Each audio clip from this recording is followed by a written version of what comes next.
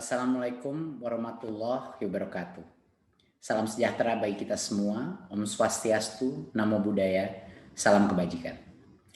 Yang saya hormati Bapak Ibu yang hadir pada acara virtual hari ini. Semoga semua diberikan berkah keselamatan dan kesehatan.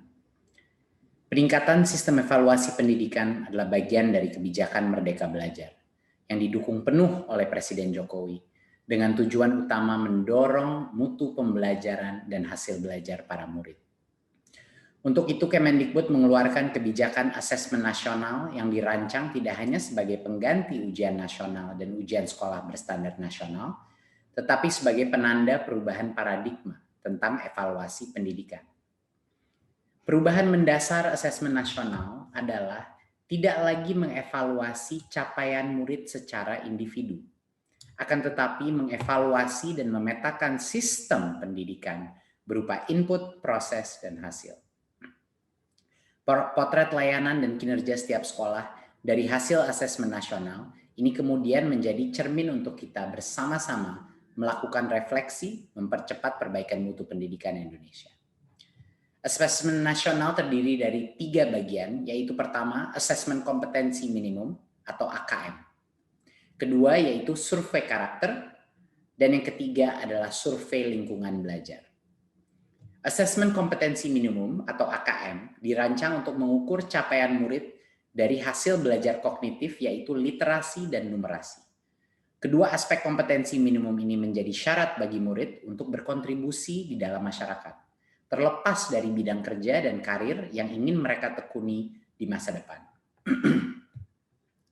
Fokus kepada kemampuan literasi dan numerasi tidak kemudian mengecilkan arti penting mata pelajaran, karena justru membantu murid mempelajari bidang ilmu lain, terutama untuk berpikir dan mencerna informasi dalam bentuk tertulis dan dalam bentuk angka atau secara kuantitatif. Jadinya kemampuan literasi dan numerasi adalah kemampuan yang akan berdampak kepada semua mata pelajaran yang diajarkan dan dipelajari oleh murid-murid kita. Bagian kedua adalah dari asesmen nasional adalah survei karakter yang dirancang untuk mengukur pencapaian murid dari hasil belajar sosial emosional berupa pilar karakter untuk mencetak profil pelajar Pancasila. Dengan 6 indikator utama yaitu beriman dan bertakwa kepada Tuhan Yang Maha Esa serta berakhlak mulia. Kedua, kebinekaan global. Ketiga, kemandirian.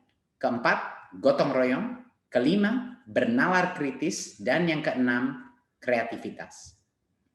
Bagian ketiga dari asesmen nasional adalah survei lingkungan belajar untuk mengevaluasi dan memetakan aspek pendukung kualitas pembelajaran di lingkungan sekolah. Asesmen nasional pada tahun 2021 dilakukan sebagai pemetaan dasar, baseline, dari kualitas pendidikan yang nyata di lapangan, sehingga tidak ada konsekuensi bagi sekolah maupun murid. Kemendikbud juga akan membantu sekolah dan dinas pendidikan dengan cara menyediakan laporan hasil asesmen yang menjelaskan profil, kekuatan, dan area perbaikan di tiap sekolah dan daerah. Sehingga sangat penting dipahami, terutama oleh guru kepala sekolah, murid, dan orang tua, bahwa asesmen nasional untuk 2021 tidak memerlukan persiapan-persiapan khusus maupun tambahan yang justru akan menjadi beban psikologis tersendiri. Tidak usah cemas, tidak perlu bimbel khusus untuk asesmen nasional. Untuk itu, mari kita semua bersama-sama mendukung pelaksanaan asesmen nasional mulai tahun 2021 sebagai bagian dari reformasi pendidikan Indonesia. Terima kasih dan salam Merdeka Belajar.